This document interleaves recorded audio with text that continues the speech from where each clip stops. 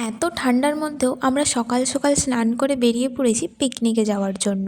আমাদের অফিস থেকে একটা পিকনিকের অ্যারেঞ্জ করা হয়েছে, যেখানে আমাদের অফিসের ফুল টিমটাই এসেছে।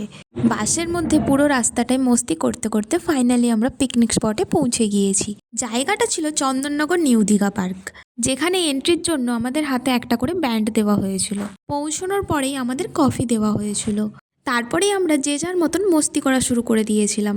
বাচ্চাদের দোলনাগুলো পর্যন্ত আমরা ছেড়ে দিইনি। তারপরেই আমাদের অফিসের অ্যাওয়ার্ড প্রোগ্রাম শুরু হয়েছিল, আর তারপরে শুরু হয়েছিল নাচ গান হাঙ্গামা, যেখানে আমরা একটুও মস্তি করতে কম করিনি। এর আগেও আমি অনেক পিকনিক করেছি, কিন্তু এই পিকনিকটা পুরোই অন্যরকম। এখানে সব কিছুতেই হাইফাই ব্যাপার।